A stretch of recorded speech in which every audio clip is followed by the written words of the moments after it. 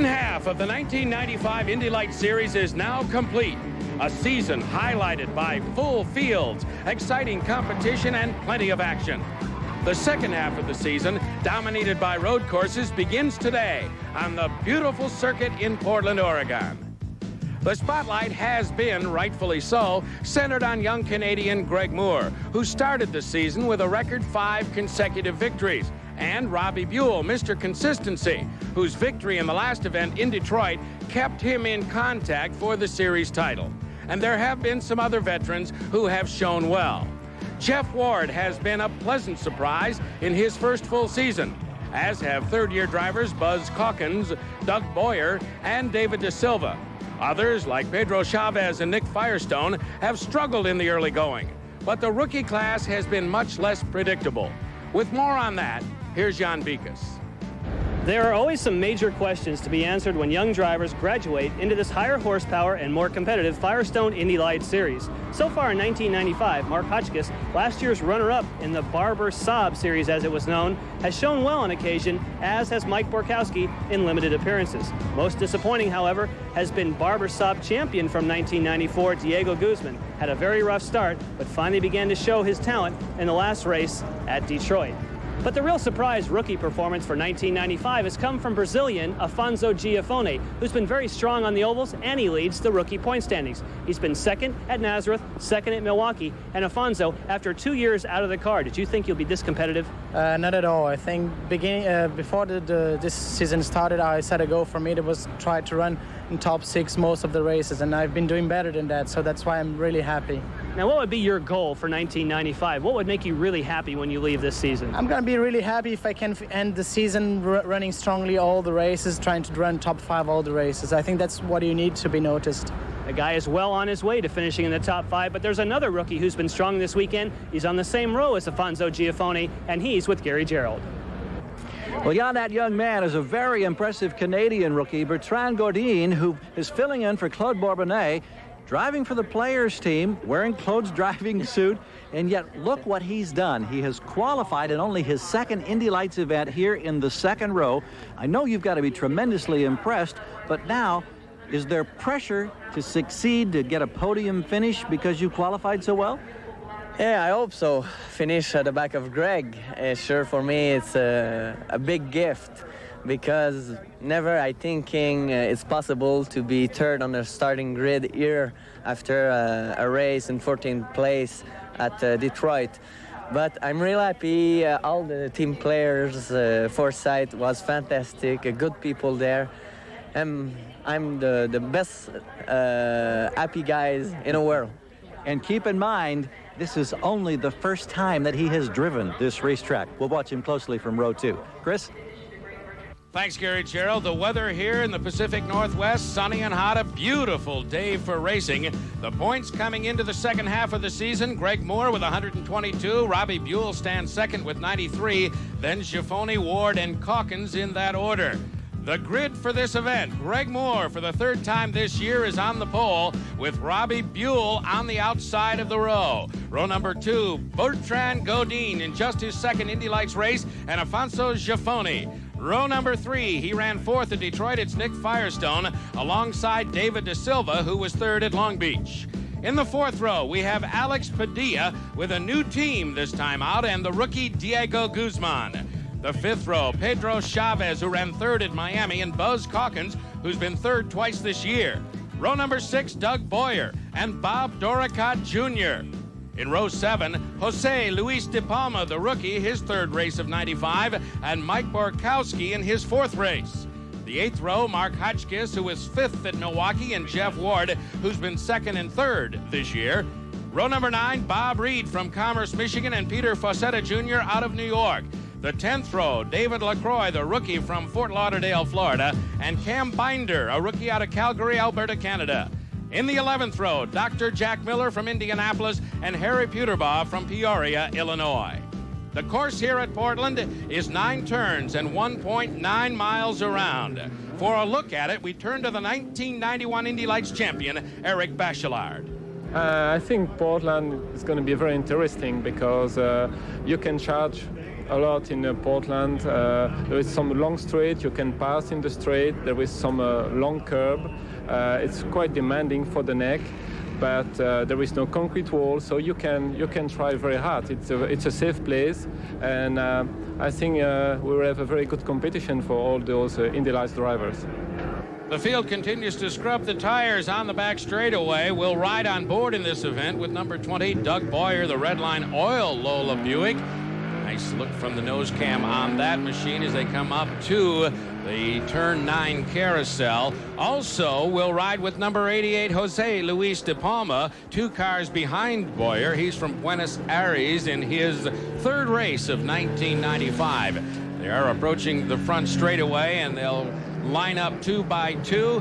When they clear the bridge about 100 yards upstream from Gordon Ensing, they expect to see the green flag. That's what was said at the drivers' meeting.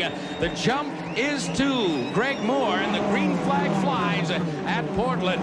The first big test as they scramble behind Moore is the festival turn right here, where they jam all of those cars into a very narrow space, but it looks like at slow pace they're going to get through. No, some contact. Chavez was sideways a bit as he touched another car, but they straighten it out. And look at the jump for Greg Moore, Jan. Greg Moore got a great jump. I'm surprised they threw the green flag. Oh, we did have a couple cars exiting the chicane there that did have a problem.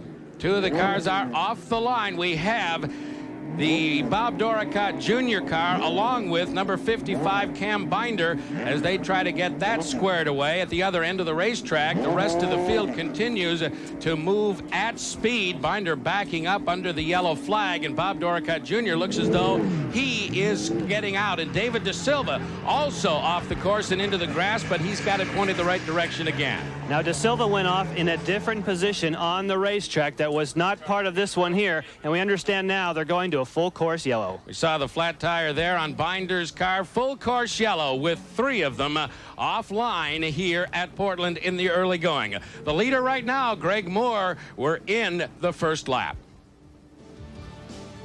PPG Firestone Indy Light Racing is brought to you by PPG, world leaders in automotive finishes, sponsor of the PPG IndyCar World Series. By Firestone, America's tires since 1900. And by Texaco Haviland Formula 3 motor oil. Add more life to your car. Take it to the star. Welcome back to Portland. Bob Doricott Jr., Peter Fossetta Jr., and Cam Binder out of the event as we go back to racing. Greg Moore down the front straightaway, takes the green flag in the lead and sets up for the festival. Right behind him, Robbie Buell, and then 3rd place is Bertrand Godin, the teammate this weekend to Greg Moore. And again, the festival curve, Jan Beek, is very difficult and tricky, especially in a crowd. Well, we thought the first lap that everyone got through, but then there was a couple cars at the back that did get tangled. It looks like this time everyone got through. The big difference this time is that Robbie Buell is right on the back end this time of Greg Moore. Robbie Buell coming off victory at Detroit the last time out, breaking that string of 5 consecutive victories by the Canadian Greg Moore. What's that do for the confidence of a fellow who's been very consistent but unable to win to that point? Well, you know, I think Robbie Buell has a really renewed confidence, but I think that did not shake Greg Moore whatsoever. He knew he really didn't have a realistic chance of passing on a very tight track, but here, Moore is really fired up.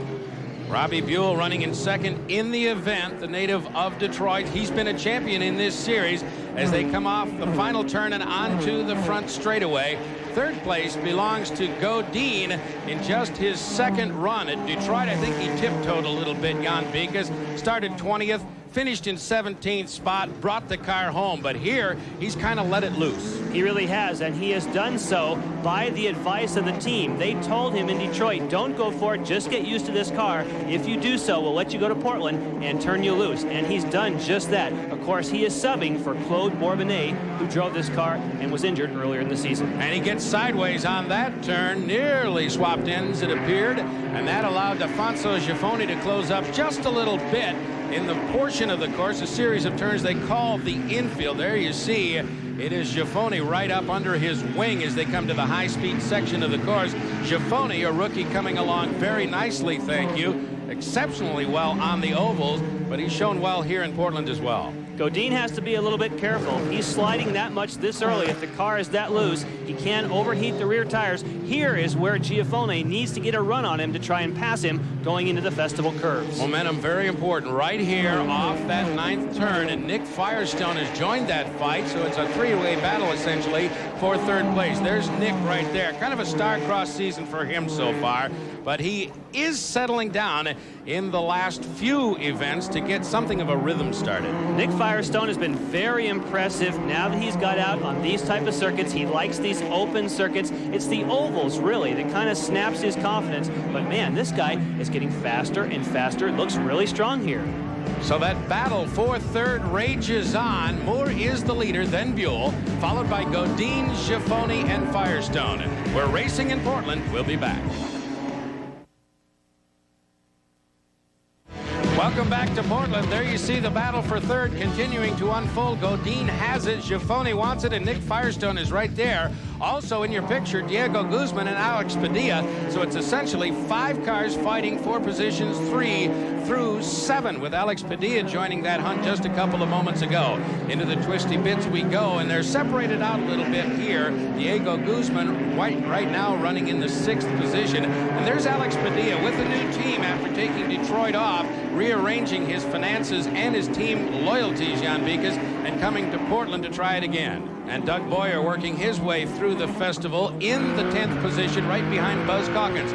Let's watch him from on board. He's coming down here into turn number 1. This is about 100 miles an hour in this section, but then this turn continues, has to slow down right about here to about 80 miles an hour at the apex. You can see he really wants to get on the power here, then get set up as he works his way through turn number 3. The real important corner is coming up. It's turn number 4. This leads you onto the back straightaway. Ooh, he turned much earlier than Calkins, but let's see how it hurts him or helps him coming onto the back straightaway. I think Calkins had a slightly better line there. This is the fastest portion of the track. He'll actually go 165 miles an hour. Now watch this chicane. Let's see if he decides to go over the top of the curb or if he plays it conservative. Boom, wow, he went way over the curb there through the chicane. Now this is turn number 10, the most important corner on the track because it leads to really the best passing zone here at Portland. About 2,500 feet of straightaway pavement there at the other end of that straight. There is the battle for 3rd. Godin continues to run smoothly in that position with Gioffone locked onto his back end as they come out of the festival one more time. And Godin has really handled some good pressure in the early going here in Portland and now pulling away just a little bit. Gioffone right now close, but not really a threat. The guy who's really happy about Godin's performance is this man, Greg Moore. His teammate right now really effectively is driving a defensive position, holding everyone else. Wow, look at the gap between 1st and 2nd place. Robbie Buell not able to stay in contact with Greg Moore.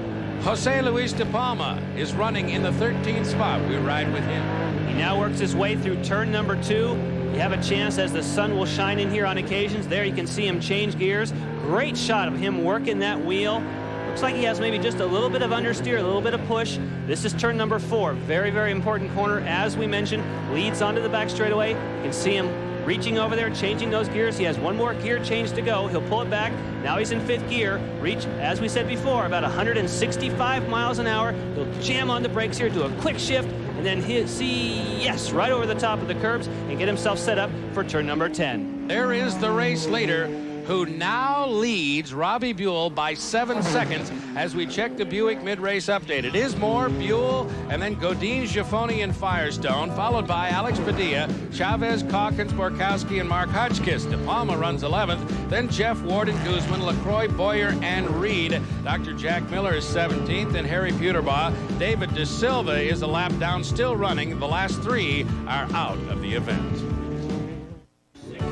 This week's PPG Premium Design Award goes to the car and team of number 20, Doug Boyer from San Luis Obispo, California.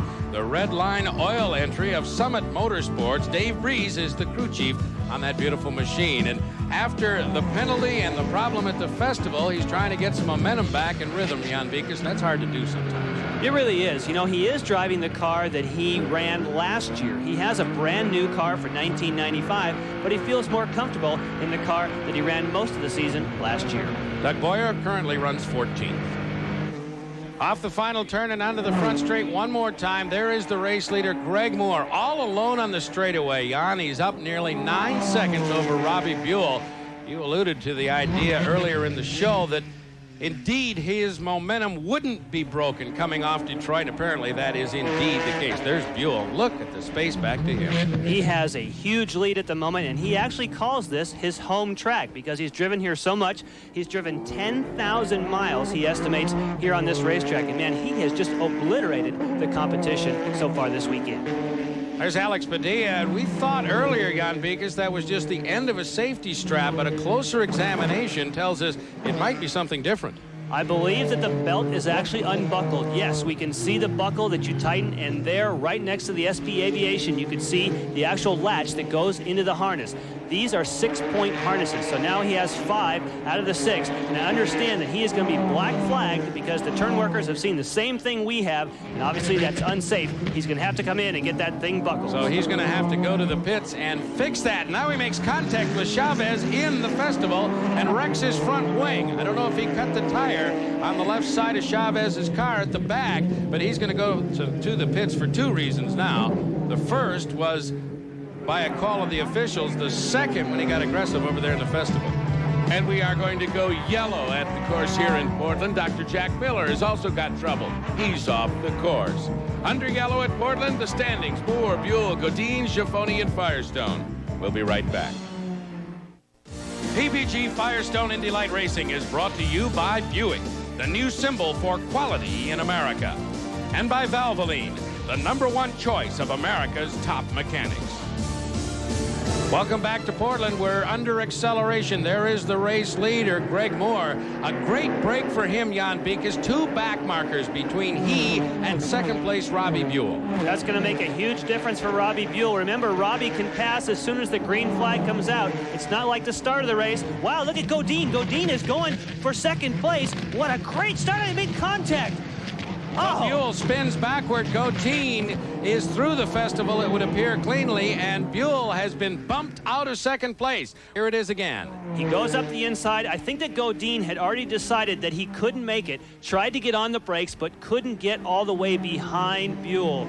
Buell spins it, then thankfully keeps the engine running, but of course Buell can't go anywhere until everyone files through the festival curves. There he comes in. You can see the contact. It was nose to wheel. That's better than wing. Oh, we could have a slight bit of damage on the front of Godine's. You can see it shaking there. I don't know if that's the normal flex or if possibly he has damage. So he did continue, and he continues to run in second place all of a sudden, and there is some damage on the front of the car as they come back around to the festival, and Godine's left front wing is down about 10 degrees. There's Robbie Buell.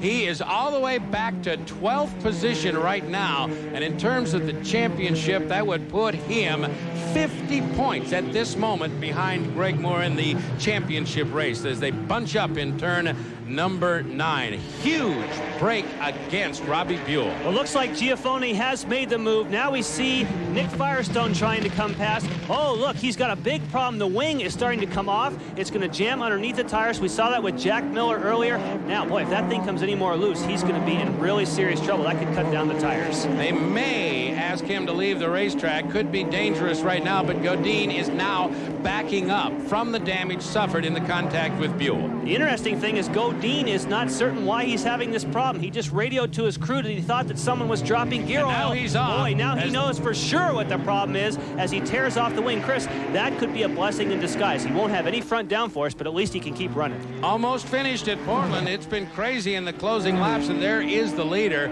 It's Greg Moore, who leads Giafoni by nearly 10 seconds into the final lap.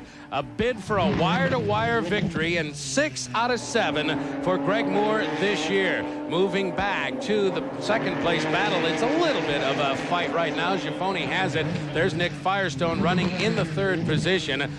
Borkowski, the rookie, is running in 4th. He gets to the festival. This is a battle for position as Chavez and Calkins are nearly side by side. Chavez has the 4th spot, and the 5th spot belongs to Chavez. Contact. And Calkins, that's Robbie and Buell. Robbie Buell is spun again. Well, he has suspension damage this time. This time he's good. He's done. and he will be out of the points in this race, it does appear. So a huge disappointing day for Robbie Buell at Portland, trying desperately to maintain contact in the championship with this man, Greg Moore. But what a driver he's turning out to be. Couple more turns and he'll have his 6th win of 1995. There is the second points place person in the championship, and of course this guy's coming across to really take a big advantage. And Greg Moore on the straightaway charges the line, fist in the air before he gets the double checkered flag. He has won at Portland. Chavez continues to run in the 5th position. Calkins all over him as they come onto the straightaway. Giafoni is 2nd, then Nick Firestone. Borkowski runs a very strong 4th position. Then we have Chavez and Calkins. I don't know. That's a photo finish, but I think Calkins got him by a half of the width of the wing. And a very sporting move by the man who's just won the race as Greg Moore picks up his stiffest rival of 1995, Robbie Buell, who was out of the race right at the end. The final order of finish, Greg Moore, Giafoni, Firestone, Borkowski, Calkins, Chavez, De Palma, Boyer, Hotchkiss, and LaCroix through 10. Then Godine. Buell is 12th, so he gets a point. Bob Reed, Jeff Ward, Peterbaugh, and De Silva. Then Alex Padilla, Peter Fossetta Jr., Guzman, Miller, Doricott, and Binder. Now let's go to the victory stand and Gary Gerold. Well, after the brief interruption in Detroit in the last event, here he is back in victory circle once again. Greg, everybody had problems today, including your rival Robbie Buell. You gave him graciously a lift back to the pits. It looked to be almost a perfect run for you on a track where you put in so many thousands of test miles. Well, that's exactly it. You know, we've tested well here. I've done many, many years of go-karting here, and, you know, it's a whole testament to the Players Limited Forsyth team. They just did such a great job. You know, Steve Chalice, Kent and Brody, my 2 mechanics, you know, they just did an unreal job. And, you know, I think we're going to carry this momentum into Toronto, where I think we can get a win for the hometown fans. And he's taken another giant step toward the championship. Congratulations. Thank you very much. Congratulations to Greg Moore from here as well. This is the incident at the festival. It's Godine and Buell getting together. Buell was running 2nd at the time. He is angry about that and has taken some official action. Well, yeah, first of all, it's unfortunate because it does take us out of the points chase with Greg Moore. I mean, until we're mathematically out of it, we won't give up. But his teammate is the one that hit me from behind. And so we're going to file a protest. It's going to be up to Chief Stewart how he wants to enforce it. But I would say there was bad judgment used. Well, subsequent to the event, Chief Stewart Hank Thorpe convened a committee to hear the protest. It was denied. So the points are these.